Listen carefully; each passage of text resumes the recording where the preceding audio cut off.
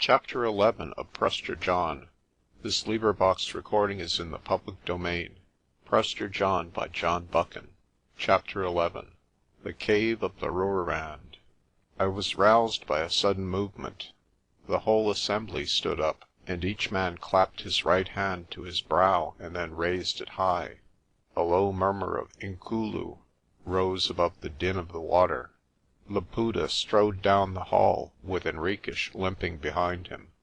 They certainly did not suspect my presence in the cave, nor did Laputa show any ruffling of his calm.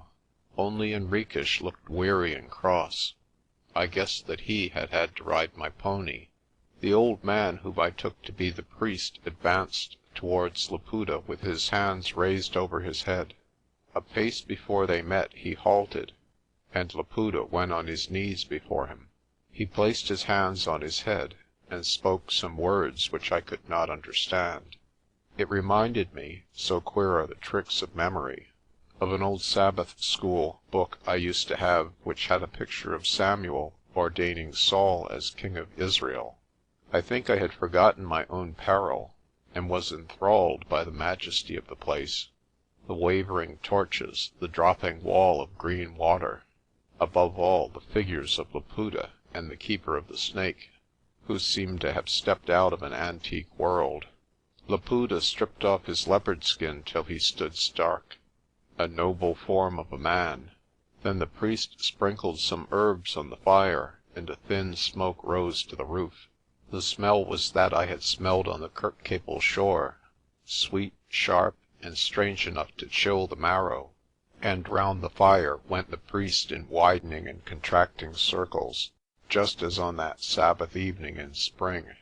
Once more we were sitting on the ground, all except Laputa and the keeper. Henriques was squatting in the front row, a tiny creature among so many burly savages. Laputa stood with bent head in the centre. Then a song began, a wild incantation in which all joined. The old priest would speak some words, and the reply came in barbaric music. The words meant nothing to me. They must have been in some tongue long since dead. But the music told its own tale.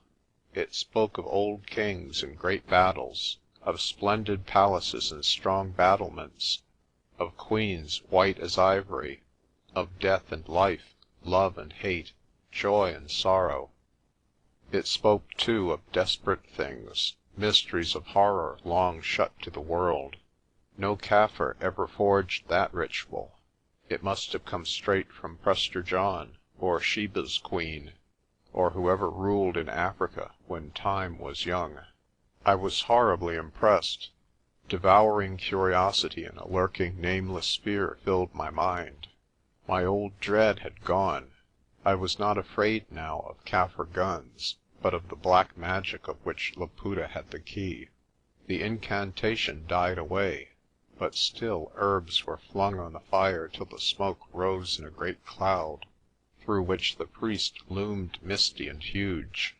Out of the smoke wreaths his voice came high and strange.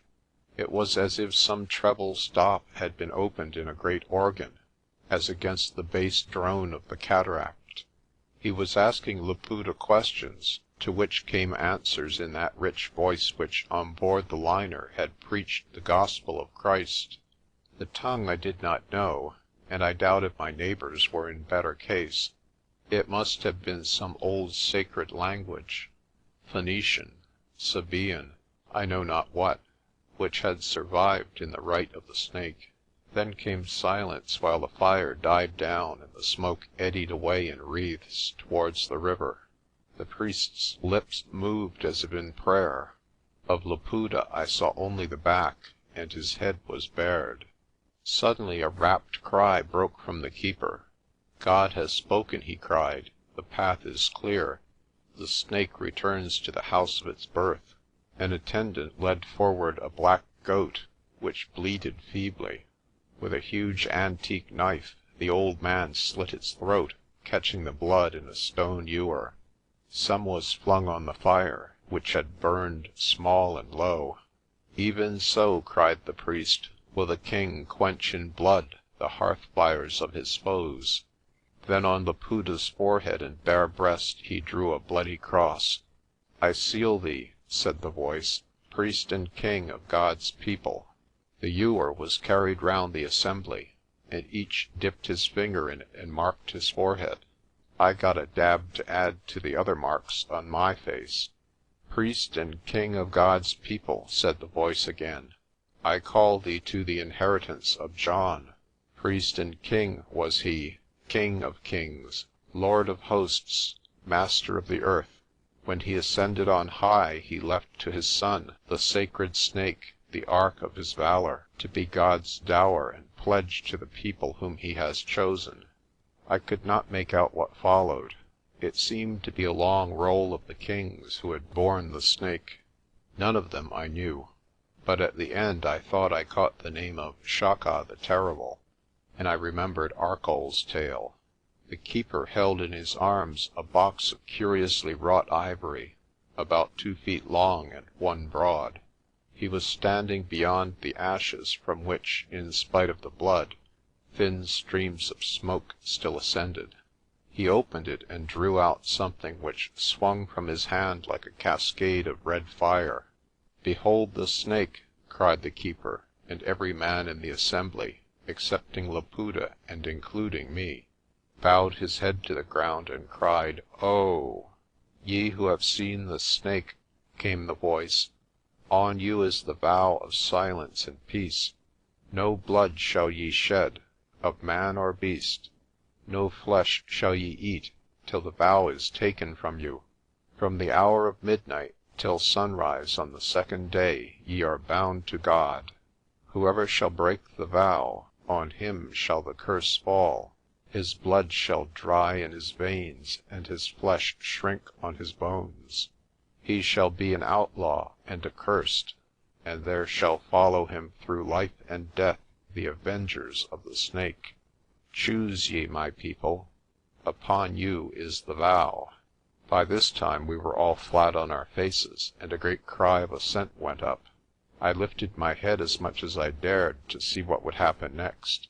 The priest raised the great necklace till it shone above his head like a halo of blood. I have never seen such a jewel, and I think there has never been another such on earth. Later I was to have the handling of it, and could examine it closely, though now I had only a glimpse. There were 55 rubies in it, the largest as big as a pigeon's egg, and the least not smaller than my thumbnail. In shape they were oval, cut on both sides en cabochon, and on each certain characters were engraved. No doubt this detracted from their value as gems, yet the characters might have been removed and the stone cut in facets, and these rubies would still have been the noblest in the world. I was no jewel merchant to guess their value, but I knew enough to see that here was wealth beyond human computation. At each end of the string was a great pearl and a golden clasp. The sight absorbed me to the exclusion of all fear. I, David Crawford, 19 years of age, and assistant storekeeper in a backveld dorp, was privileged to see a sight to which no Portuguese adventurer had ever attained. There, floating on the smoke wreaths, was the jewel which may once have burned in Sheba's hair. As the priest held the collar aloft, the assembly rocked with a strange passion. Foreheads were rubbed in the dust, and then adoring eyes would be raised, while a kind of sobbing shook the worshippers. In that moment I learned something of the secret of Africa, of Prester John's empire and Shaka's victories. "In the name of God," came the voice, "I deliver to the heir of John, the snake of John." Laputa took the necklet and twined it in 2 loops round his neck till the clasp hung down over his breast. The position changed. The priest knelt before him and received his hands on his head. Then I knew that, to the confusion of all talk about equality, God has ordained some men to be kings and others to serve. Laputa stood naked as when he was born. The rubies were dulled against the background of his skin, but they still shone with a dusky fire. Above the blood-red collar his face had the passive pride of a Roman emperor. Only his great eyes gloomed and burned as he looked on his followers. "Heir of John," he said, "I stand before you as priest and king. My kingship is for the morrow. Now I am the priest to make intercession for my people."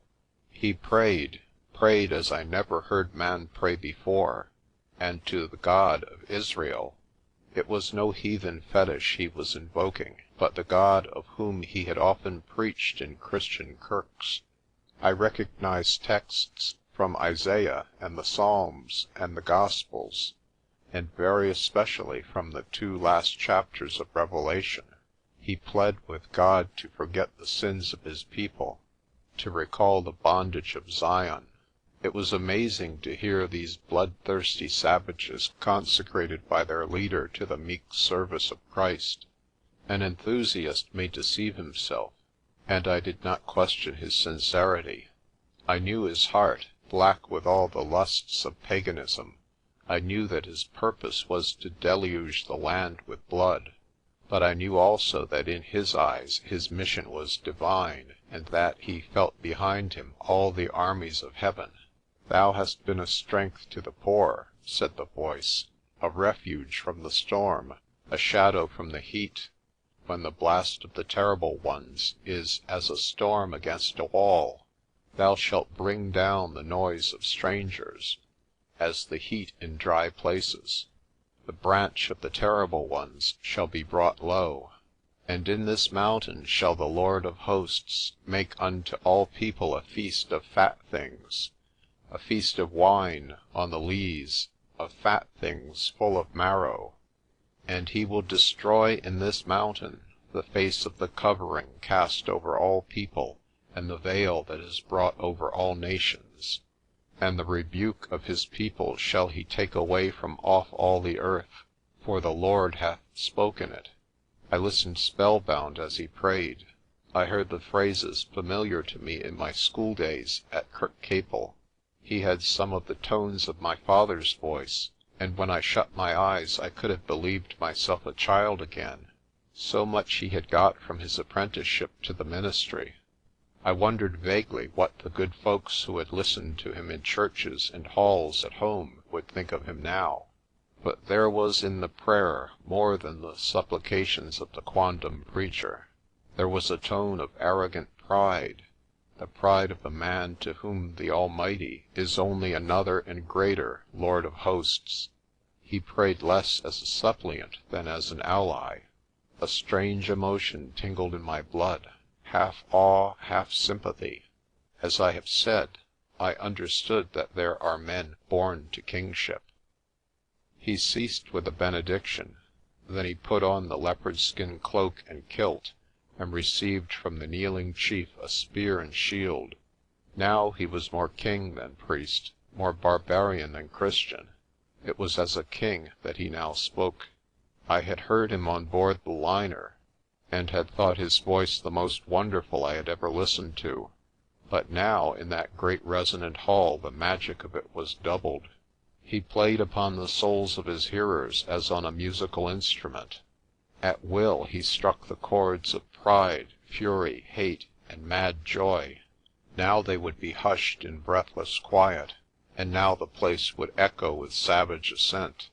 I remember noticing that the face of my neighbour, Mwanga, was running with tears. He spoke of the great days of Prester John, and 100 names I had never heard of. He pictured the heroic age of his nation, when every man was a warrior and hunter, and rich kraals stood in the spots now desecrated by the white man, and cattle wandered on 1,000 hills.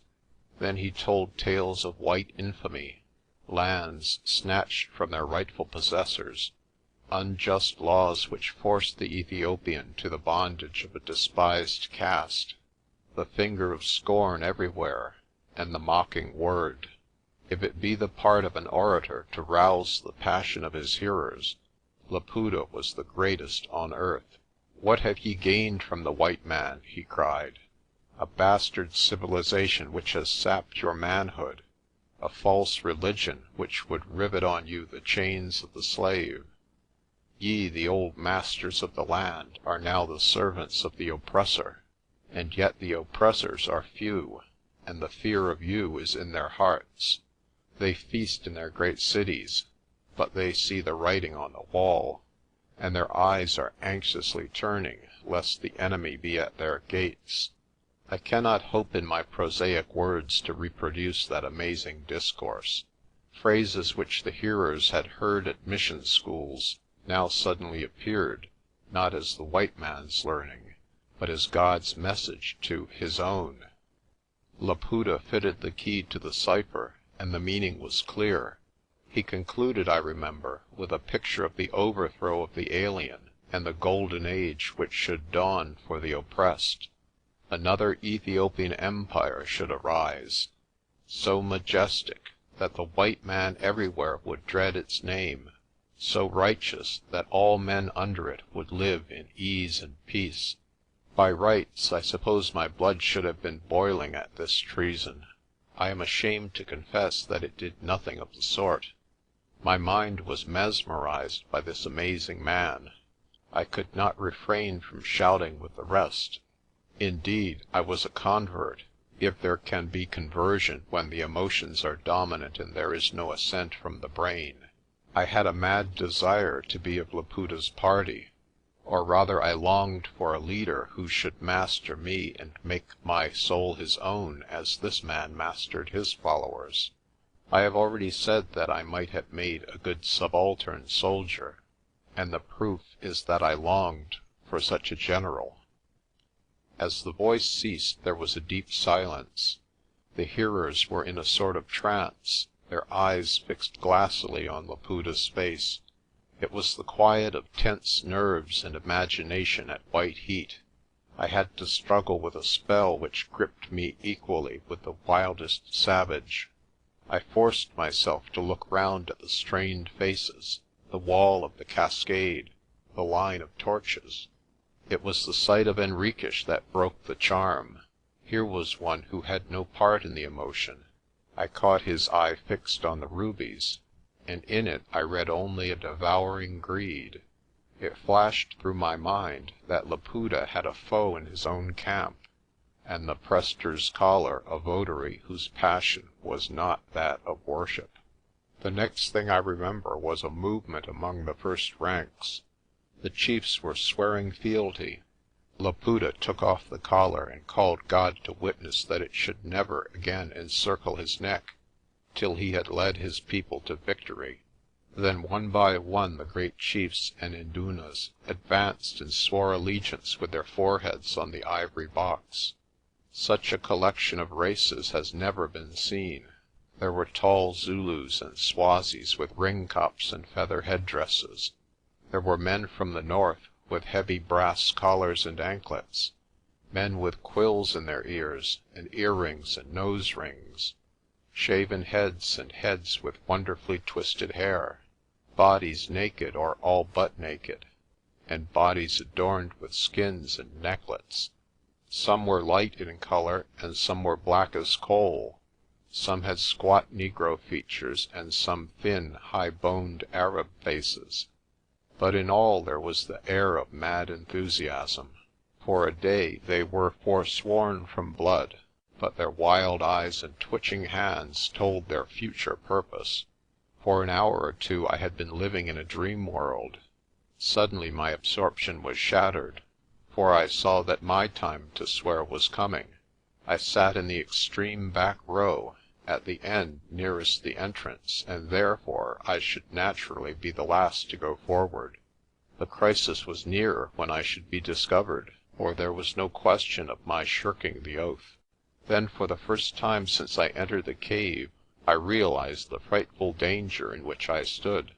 My mind had been strung so high by the ritual that I had forgotten all else. Now came the rebound, and with shaky nerves I had to face discovery and certain punishment. In that moment I suffered the worst terror of my life.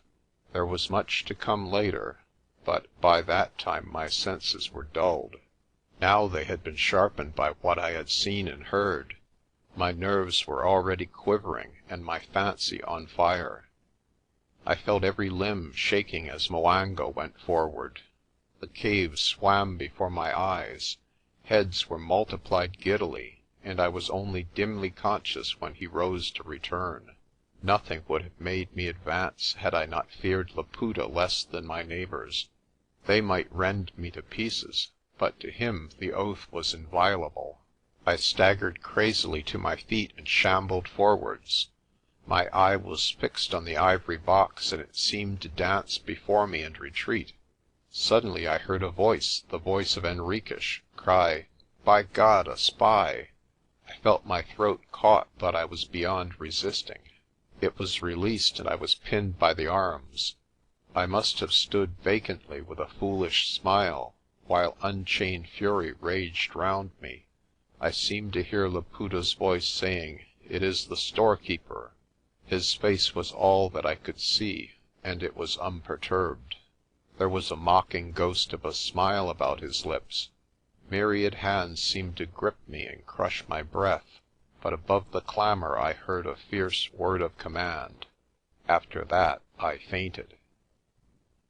Chapter 12